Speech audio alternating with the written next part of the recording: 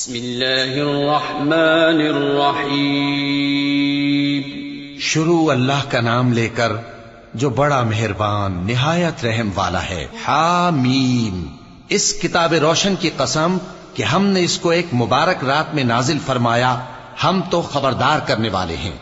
اسی رات میں تمام حکمت کے کام فیصل کیے جاتے ہیں، یعنی ہمارے ہاں سے حکم ہو کر بے شک ہم ہی فرشتوں کو بھیجتے ہیں۔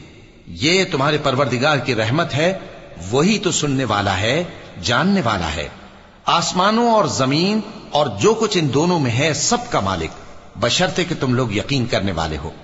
اس کے سوا کوئی معبود نہیں، وہی زندگی دیتا ہے اور وہی موت دیتا ہے، وہی تمہارا اور تمہارے پہلے باپ دادوں کا پروردگار ہے۔ لیکن یہ لوگ شک میں پڑے کھیل رہے ہیں، تو اس دن کا انتظار کرو کہ آسمان سے صاف دھواں نکلے گا جو لوگوں پر چھا جائے گا، یہ درد دینے والا عذاب ہے۔ اس وقت وہ کہیں گے کہ اے پروردگار، ہم سے اس عذاب کو دور کر، ہم ایمان لاتے ہیں۔ اس وقت ان کو نصیحت کہاں مفید ہوگی، جبکہ ان کے پاس پیغمبر آ چکے جو ہمارے احکام کھول کر بیان کر دیتے تھے۔ پھر انہوں نے ان سے منہ پھیر لیا اور کہنے لگے، یہ تو سکھایا پڑھایا ہوا ہے، دیوانہ ہے۔ ہم تو تھوڑے دنوں عذاب ٹال دیتے ہیں مگر تم پھر کفر کرنے لگتے ہو۔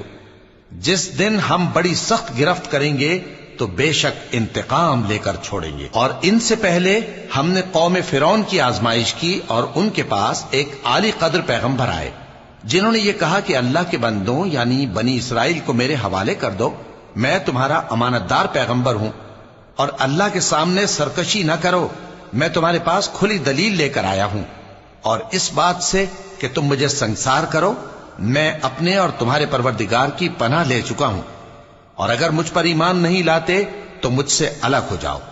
تب موسیٰ نے اپنے پروردگار سے دعا کی کہ یہ نافرمان لوگ ہیں۔ اللہ نے فرمایا کہ اچھا، میرے بندوں کو راتوں رات لے کر چلے جاؤ، اور فرعونی ضرور تمہارا تعاقب کریں گے، اور سمندر سے کہ ٹھہرا ہوا ہوگا پار ہو جانا، تمہارے بعد وہ پورا لشکر ڈبو دیا جائے گا۔ وہ لوگ بہت سے باغ اور چشمے چھوڑ گئے اور کھیتیاں اور نفیس مکان اور آرام کی چیزیں جن میں وہ عیش کیا کرتے تھے۔ اسی طرح ہوا، اور ہم نے دوسرے لوگوں کو ان چیزوں کا مالک بنا دیا۔ پھر ان پر نہ تو آسمان اور زمین کو رونا آیا اور نہ ان کو مہلت ہی دی گئی، اور ہم نے بنی اسرائیل کو ذلت کے عذاب سے نجات دی، یعنی فرعون سے۔ بے شک وہ سرکش اور حد سے نکلا ہوا تھا، اور ہم نے بنی اسرائیل کو اہل عالم میں سے علم کی بنیاد پر چنا تھا، اور ان کو ایسی نشانیاں دی تھیں جن میں کھلی آزمائش تھی۔ یہ لوگ یہ کہتے ہیں کہ ہمیں صرف پہلی دفعہ یعنی ایک بار مرنا ہے اور پھر اٹھنا نہیں، پس اگر تم سچے ہو تو ہمارے باپ دادا کو زندہ کر لا۔ بھلا یہ اچھے ہیں یا تبا کی قوم اور وہ لوگ جو ان سے پہلے ہو چکے ہیں؟ ہم نے ان سب کو ہلاک کر دیا، بے شک وہ گناہگار تھے۔ اور ہم نے آسمانوں اور زمین کو اور جو کچھ ان میں ہے اس کو کھیل کے لیے نہیں بنایا، ان کو ہم نے تدبیر سے پیدا کیا ہے، لیکن اکثر لوگ نہیں جانتے۔ کچھ شک نہیں کہ فیصلے کا دن ان سب کے جی اٹھنے کا وقت ہے، جس دن کوئی دوست کسی دوست کے کچھ کام نہ آئے گا اور نہ ان کو مدد ملے گی مگر جس پر اللہ مہربانی کرے۔ بے شک وہی غالب ہے، بڑا مہربان ہے۔ بلا شبہ تھوہر کا درخت گناہگاروں کا کھانا ہوگا، جیسے پگھلا ہوا تانبا۔ وہ تھوہر پیٹوں میں اس طرح کھولے گا جس طرح گرم پانی کھولتا ہے۔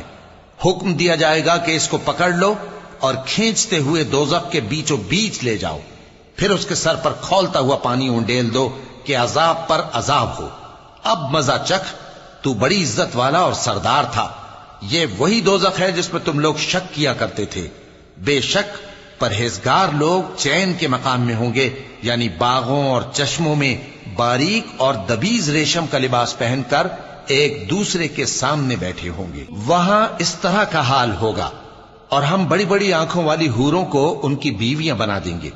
وہاں امن و اطمینان سے ہر قسم کے میوے منگائیں گے اور کھائیں گے، اور پہلی دفعہ کے مرنے کے علاوہ موت کا مزہ پھر نہیں چکھیں گے، اور اللہ ان کو دوزخ کے عذاب سے بچا لے گا۔ یہ تمہارے پروردگار کا فضل ہے، یہی تو بڑی کامیابی ہے۔ ہم نے اس قرآن کو تمہاری زبان میں آسان کر دیا ہے تاکہ یہ لوگ نصیحت حاصل کریں۔ پس تم بھی انتظار کرو، یہ بھی انتظار کر رہی ہے۔